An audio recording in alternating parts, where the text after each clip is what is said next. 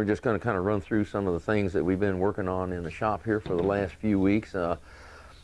Busy time of year, and we've got a little high-grade Superposed we've been working on. We started on this a few weeks back. We got it blued the other day. It's silver inlaid.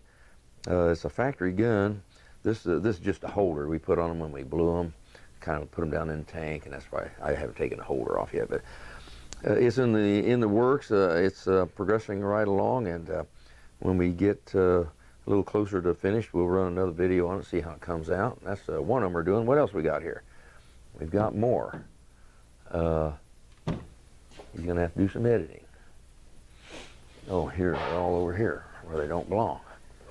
Over here where they should be. All right, he can edit. All right, we got another project we've been working on for a long time here. It's a high-grade early pre-war A5.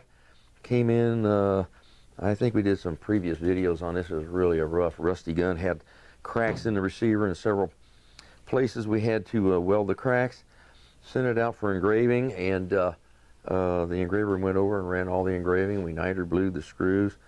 This gun's probably going to finish up today. I just finished the barrel on it here in the last few days. So this is a beautiful gun, coming along very nicely. One of the prettiest I've done in a long time. High-grade A5. So that one's in the that's in the works, coming right along. We got a gun in here a couple weeks ago. I don't know on the camera if you can see that bend or not, but it's a 16 gauge auto 5 barrel. It's got a bad bend in it. Man sent it in with a note in it that he beat a possum to death with it. Now, I don't recommend that you use your auto 5 barrel for beating on possums. You can if you want, but this one here is going to have to be straightened. Just one of those interesting stories we get. We hear all kinds of things like that. So anyway, that's the possum barrel, as we call it. We got to get that straightened. It's really bent. All right, we got another. We got a salt medallion in the other day. There's just gobs of these things out there. They're bad news. This is a pretty rough salt gun here. We'll be able to salvage it. It's going to lose a lot of lettering and engraving on the receiver. We'll put all that back on. The barrel's got a lot of pitting in it right up through the lettering, so it'll have to be re-lettered. It's a pretty hot gun. It's pretty salty, but we can salvage it. This is a stock off of it here. Just a piece of firewood's all this is. It's good for nothing. These are one of the worst guns to have to replace a stock on. They're hard to make and hard to checker. I hate doing them, but we do them. But that's an expensive project there. So that one's in the works. What else we got going on? Oh, we got a super in a few days ago. They tell me it was in a car fire. Top ribs coming off here. It's bad. It's really bad. The wood's charcoal. We're going to put some used wood on, I think, just to save money. I don't know how bad it is. We're going to have to get this thing broke down and bead blast off the metal. The bores look pretty good in it. That's the only positive thing I can say about it. But all in all, I'm sure it'll clean up probably pretty good. We'll see. We'll see how time goes. As time goes on, we'll see how this thing cleans up. But oh, you'll be surprised. It looks pretty terrible, and it is, but it's got some terrible pitting in the barrel. We're going to have to work ourselves to death getting that cleaned up. But all in all, yeah, we'll probably save it. We'll see what happens. Okay, we just got back from the engraver. Some double autos we're making up. I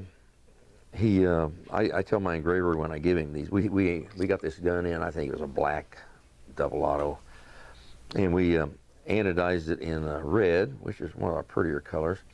We send it to the engraver, and we just tell him to put something on that would look good, something that he would like, and he never lets us down. He engraved it up beautifully.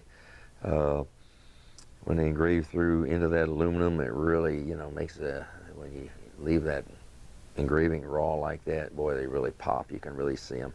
But pretty gun. He did a wonderful job. I did several of them like this.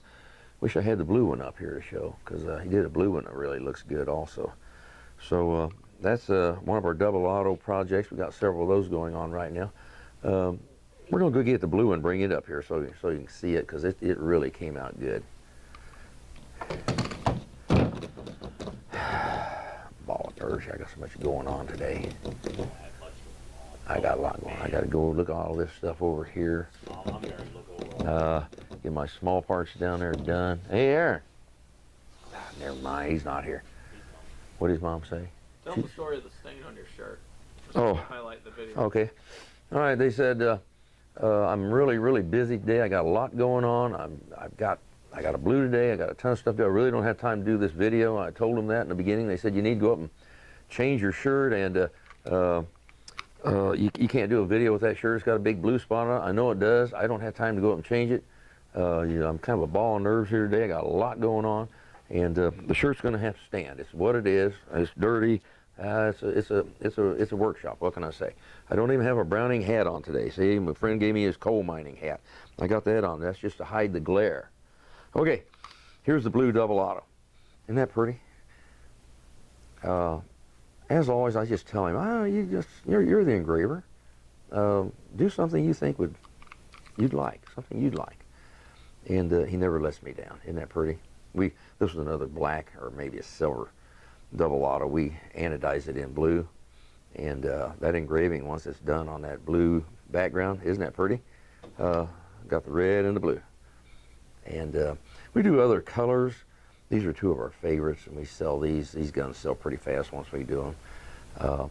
There were, as you saw in our videos we did out in Utah, there were some original blue and I believe red double autos made up that were prototypes that were turned down that they never used. So there are some red and blue ones in existence that are original factory guns, but there's only like 2 of them or so. But we make these up, and because we think they're pretty, and we just like double autos around here. So that's what's going on this week. Next week it'll all change. There'll be something else come in. Who knows? We get all kinds of things in. You never know what's going to be here from one day to the next. Busy time of year. Oh, they're handing me some trigger guards here. We had some sample guards made up the other day by our anodizer, and these are some of the colors they do. Isn't that different? There's the blue. I think they're calling that gold. I guess it is. It's kind of an odd looking gold to me. I don't know what you'd call this. Copper, I guess. Oh, look at this blue thing right here. Wow, now that is blue. I don't know what you'd call that. Iridescent blue. Wow, that thing is. I'm thinking about doing a gun in that. Once we anodize the gun in that blue, purple, whatever it is, then engrave it. I think that thing would stand out. So that was the reason that we were told that Browning turned down some of these colors. They laid a batch of colors down when they were making prototypes up, and they had all kinds of different colors.